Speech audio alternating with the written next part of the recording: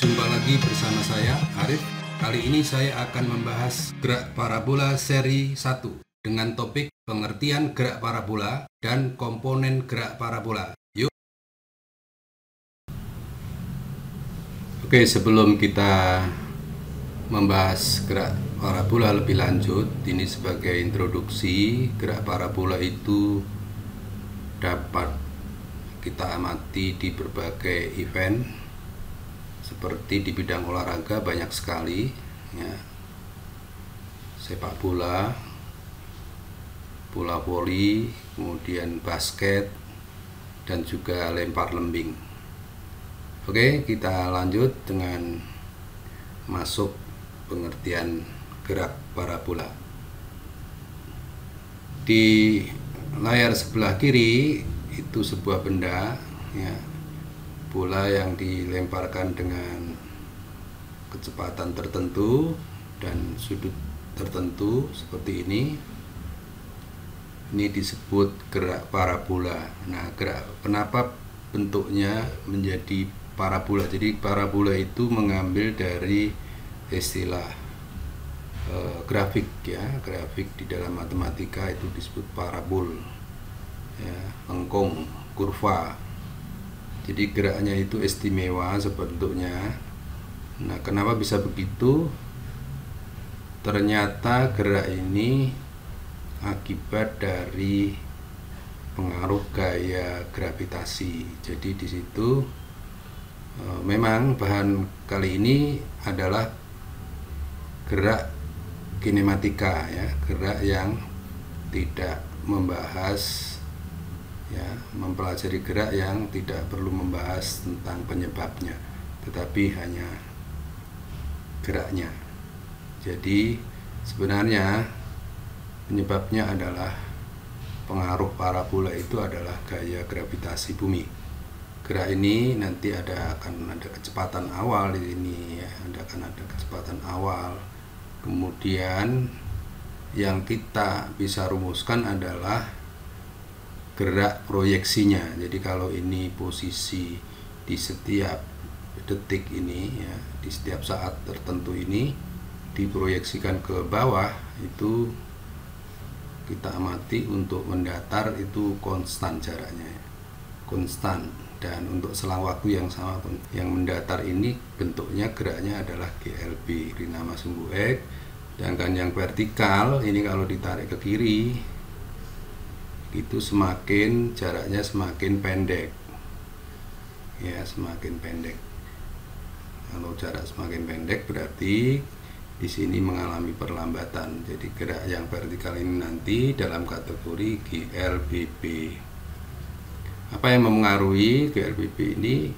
Dengan perlambatan akibat dari percepatan gravitasi yang arahnya ke bawah. Jadi nanti kita akan belajar kapan, bila mana sampai di sini, kapan di sini, kapan mencapai maksimum, berapa tinggi maksimum, kapan sampai terjauh, berapa jarak terjauh. Olahraga lempar lembing ini diukur jauhnya. Kalau olahraga sepak bola ya diukur ketepatannya, ngoper ya posisi pemain di sini sama sini. Jadi kalau terlalu cepat, terlalu besar sudutnya, jadi ada faktor variabel sudut, ada faktor variabel kecepatan. Kalau dilempar lembing nanti variabelnya kecepatan dan sudut. Jadi berlatih kuat memberi kecepatan saja tidak cukup, tapi berlatih untuk melemparkan dengan sudut tertentu. Nanti kita di seri-seri berikutnya juga akan dibahas mengapa sudutnya harus tertentu gitu.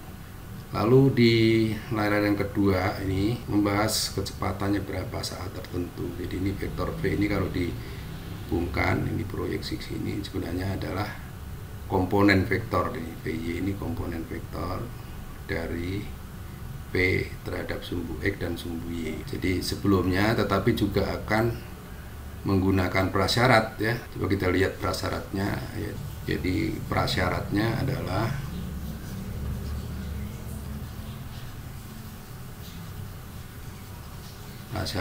gerak ini persamaannya menggunakan rumus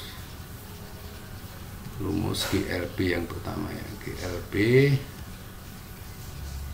di mana berlaku rumus S sama dengan V kali T. Dan ini ciri-cirinya adalah gerak konstan. Nanti ini akan dipakai untuk yang arah mendatar. Sedangkan yang kedua itu adalah GLBB. GLBB rumusnya ada dua, yaitu untuk kecepatan ya. Rumusnya adalah VT sama dengan V0 plus A kali T. Nanti ini akan dipakai. Lalu yang kedua adalah rumus perpindahan. Perpindahan itu ST sama dengan V0 kali T plus setengah AT kuadrat. Nah, ini kita sudah belajar di seri sebelumnya, di seri gerak lurus ya.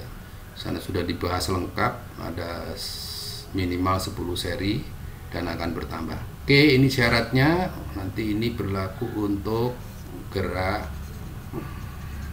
vertikal ya, vertikal ke atas.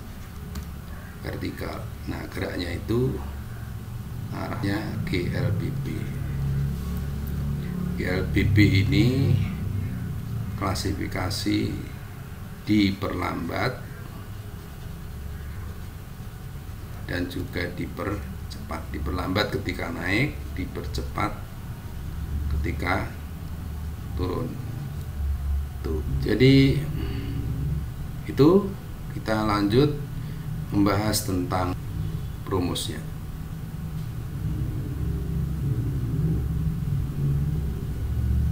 Nah, kita lihat bahwa tadi yang saya jelaskan di awal bahwa ketika gerak parabola terjadi di sini ya, gerak terjadi ini diproyeksikan ke samping kiri ini ya, ini dan diproyeksikan ke bawah.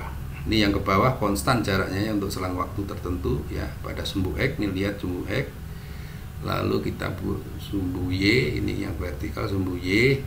Ada kecepatan awal ya, kecepatan awal ya, sebagai vektornya kecepatan awal. Kecepatan awal ini itu sudutnya dulu dicari, sudut alfa ini adalah sudut elevasi ya, sudut elevasi V0, kemudian kita proyeksikan ya, tanda arah vektor V0 ya, V0 diproyeksikan tegak lurus seperti ini.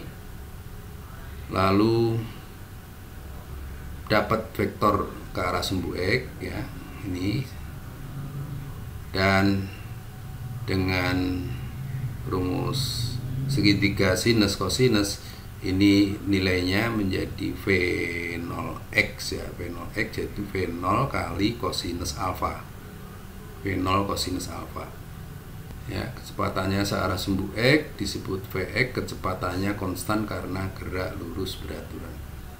Oke, kemudian kita proyeksikan ke arah sumbu Y tegak lurus seperti ini, dapat vektornya disebut V0y. Ini V0y besarnya adalah V0y itu V0 kali sinus alfa, V0 sinus alfa. Ini GLB. Jadi berlaku persamaan untuk gerak vertikal, gerak horizontal. Kita bahas yang horizontal dulu, yaitu persamaan searah sumbu X itu sama dengan Vx sama dengan V0 kosinus alfa. Ini konstan ya. Arahnya adalah jarak yang ditempuh V0, kecepatannya kali T, karena tadi prasyaratnya kan S sama dengan V kali T. Jadi ini V-nya ya, ini V-nya kali T. Oke, yang ke arah vertikal ini adalah GLBB. GLBB diperlambat ketika naik karena G-nya itu arahnya ke bawah negatif. Jadi arah ke atas ini positif ya, ke kanan juga positif. Ini positif. Oke, persamaan searah sumbu Y. Jadi rumusnya tadi untuk prasyarat kan VT sama dengan V0 plus AT. VT itu di V0, VY ya, ke arah sumbu Y, maksudnya kecepatan searah sumbu Y itu sama dengan V0, V0 nya ini V0Y itu yang vektor ini, kemudian plus AT plus min G. Nah, ini diambil dari sini ya, min GT. Jadi rumusnya ini, jadi mulai dihafalkan ya, ada 4 rumus. Jadi gerak parabola ini di gerak horizontal dan gerak vertikal, walaupun nanti ada rumus yang lain untuk kecepatan, nanti kita dibahas di seri berikutnya. Sekarang Y sama dengan V0 sinus alfa kali T. Nah, ini asli rumusnya adalah menggunakan ST sama dengan V0 kali T plus setengah AT kuadrat. Jadi di sini V0 nya adalah ini V0 kali T plus setengah A nya ini min G ya, ngambil dari sini juga. Jadi dapatnya ini rumusnya ya. Oke, sampai di sini saya kira sudah jelas. Nanti kita akan bahas yang lain, kapan mencapai di sini, berapa tingginya, kapan sampai sini, berapa jaraknya, itu kita bahas di seri berikutnya. Semoga jelas dan bermanfaat. Sekian dari saya, sampai bertemu di seri berikutnya.